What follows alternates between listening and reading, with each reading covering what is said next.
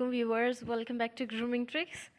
आज हम accounting ICom part 2 chapter number 1 का क्वेश्चन नंबर 6 एंड 7 सॉल्व करेंगे। स्टार्ट करते हैं क्वेश्चन नंबर 6 से। क्वेश्चन नंबर 6 है, Masood keeps his book by single entry system. He gives you the following information from which you are required to ascertain his profit or loss during 2016। देखिए यहाँ पर ना तो हमारे पास ओपनिंग कैपिटल है ना ही क्लोजिंग कैपिटल है। प्रीवियस क्वेश्चंस में हमारे पास ओपनिंग या क्लोजिंग कैपिटल्स में से एक होता था तो हमें सिर्फ एक स्टेटमेंट ऑफ अफेयर्स जो है वो प्रिपेयर करना पड़ती थी। अब यहाँ पर दोनों ही नहीं है, यानी हम ओपनिंग स्टेटमेंट ऑफ अफेयर भी प्रिपेयर करेंगे और क्लोजिंग स्टेटमेंट ऑफ अफेयर को भी। स्टार्ट करते हैं question. January 1, 2016, cash at bank, cash in hand नहीं है, debtors, creditors, stock, plant, furniture. और दिसंबर 31 में कैश इन हैंड भी है। Cash at bank 650, cash in hand 20, debtors 8500, creditors 2050, stock 1800, plant 2100, furniture 150। Masood had withdrawn rupees 2500 during the year but had introduced fresh capital of rupees 700 on 1st July. A provision of 10% on debtors is necessary. Right of depreciation on plant at 15%. Interest on capital is to be allowed at 6% per annum. इसमें एक new adjustment भी आ गई है, interest वाली, interest on capital is to be allowed वाली। तो हम question को स्टार्ट करते हैं। पहले Masood statement of affair as on 1 January 2016, opening statement of affair है ये। एसेट साइड पे हम अपने एसेट्स लिखेंगे, cash at bank 840, debtors 5200, stock 1650, plant 2050, furniture 150, creditors हैं 1600 रुपीज़ के। अब एसेट साइड का और लाइबिलिटी साइड का टोटल किया तो हमेशा एसेट साइड ही ज़्यादा आई, तो एसेट साइड में से हमने लाइबिलिटी साइड के टोटल को माइनस किया तो जो रिमेनिंग आंसर आया वो हमारा कैपिटल बैलेंस रहा, और यूँ हमारा एसेट और लाइबिलिटी साइड का जो टोटल है वो इक्वल आ जाता है। क्लोजिंग स्टेटमेंट ऑफ अफेयर बनाते हैं। Asset cash at bank 650, cash in hand 20, debtors 8500 rupees के डेटर्स थे, और यहाँ पर हमें प्रोविज़न बोली गई थी 10% की। सो 8500 rupees multiply by 10 divide by 100 किया, 850 रुपीज़ हमारे पास प्रोविज़न यानी डेप्रिसिएशन की अमाउंट आई। तो हमने 8500 रुपीज़ में से 850 को माइनस कर दिया, 7650 रुपीज़ जो है अब वो डेटर्स हो गए हैं, उस 7650 रुपीज़ के अब डेटर्स हो गए हैं। Stock 1800, plant 2100 rupees, plant 2100 rupees का, और उसके ऊपर डेप्रिसिएशन देखिए 15% की बोली गई। So 2100 multiply by 15 divide by 100 is equals to 315। So 2100 में से 315 को माइनस किया हमने तो 1785 रुपीज़ के अब प्लांट हैं। फर्नीचर 150 रुपीज़, क्रेडिटर्स 2050 रुपीज़ के हैं। एसेट साइड का लाइबिलिटी साइड का टोटल किया और एसेट साइड के टोटल में से लाइबिलिटी साइड के टोटल को माइनस किया, हमारे पास जो रिमेनिंग आंसर है वो हमारा कैपिटल बैलेंस था और ये क्लोजिंग कैपिटल था। Statement of profit and loss अब प्रिपेयर करते हैं। Capital at the end of the year, ending capital था हमारे पास, जो हमने एंडिंग स्टेटमेंट ऑफ अफेयर्स जो प्रिपेयर की हमारे पास एंडिंग कैपिटल आया। ऐड की इसमें ड्राइंग्स 2500 रुपीज़ की थी, लेस किया फ्रेश कैपिटल 700 रुपीज़, तो हमारे पास आ गया एडजस्टेड कैपिटल। फिर लेस किया capital at the start of the year. यहाँ तक तो हमारे पास normal statement of profit and loss में हम सॉल्व करते रहे हैं इसको, इतना यहाँ तक बहुत इजी है। इसका सिर्फ फॉर्मेट याद करने की चीज़ होती है, बाकी सब इजी हो जाता है। अब इसमें जो न्यू पॉइंट आया था कि इंटरेस्ट लेना है कैपिटल पर।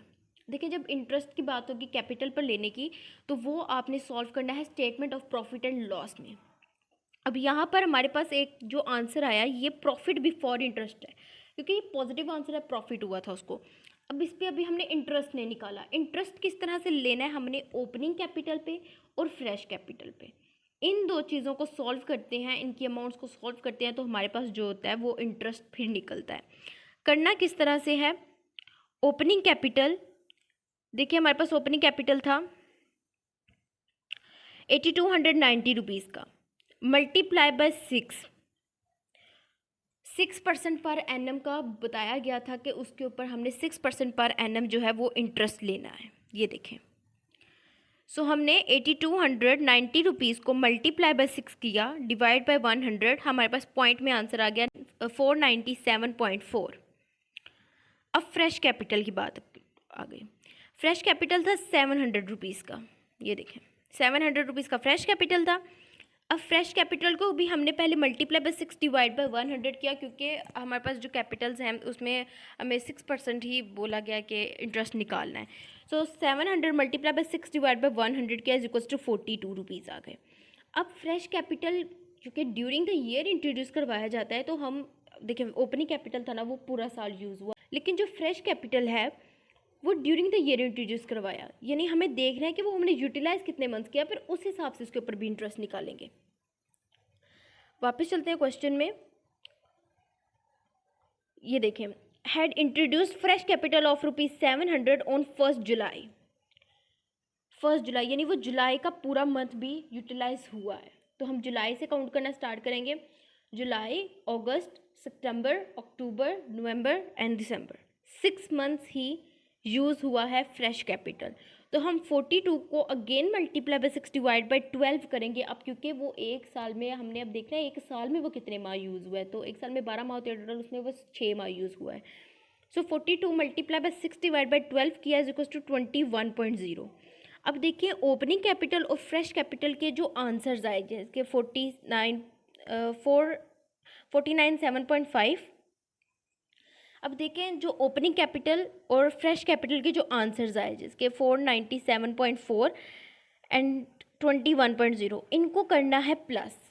इन दोनों को प्लस करेंगे तो हमारे पास ये आंसर आएगा, और इस आंसर को हमने लेस करना है अपने प्रीवियस आंसर में से, यानी कि जो प्रॉफिट बिफोर द इंटरेस्ट था फिर उसमें से हमने लेस किया इंटरेस्ट ऑन कैपिटल, तो फिर भी ये एक पॉजिटिव आंसर था, यानी इंटरेस्ट निकालने के बाद भी प्रॉफिट में रहा है, वो profit made during the year. और यहाँ पे क्वेश्चन नंबर 6 जो है वो कंप्लीट हो गया। अब हम सॉल्व करेंगे क्वेश्चन नंबर 7। क्वेश्चन देखिएगा, mister Salim Hasan commenced business on 1 January 2016 with a capital of ₹50,000। ये ओपनिंग कैपिटल है। He immediately purchased furniture for ₹12,000। उसने एक एसेट परचेज किया है जो फर्नीचर है ₹12,000 का। On 1st April 2016, he borrowed ₹30,000 from his friend Mr. Nasir at 10% per annum and introduced a further capital of own amounting to ₹19,000. अब इतने से क्वेश्चन में हमारे पास फ्रेश कैपिटल भी आ गया, हमारे पास ओपनिंग कैपिटल भी आ गया, एक एसेट की प्राइस भी आ गई। अब यहाँ पर देखें सेम ये एक एडजस्टमेंट हम पहले प्रीवियस क्वेश्चन में भी सॉल्व कर चुके हैं, जब उसने अपनी वाइफ से लोन लिया था और उसके ऊपर इंटरेस्ट दिया था। वही सिचुएशन है। He borrowed ₹30,000 from his friend mister Nasir at 10% per annum.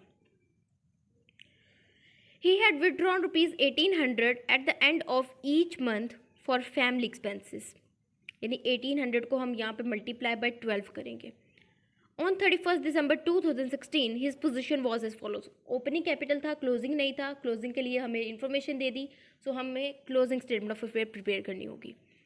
Cash in hand 1,200, cash at bank 15,600, sundry debtors 28,800, stock 4,800, bill receivables 9,600, sundry creditors ₹3,000, rent due ₹900। देखिएगा यहाँ पर कुछ एडजस्टमेंट्स हैं।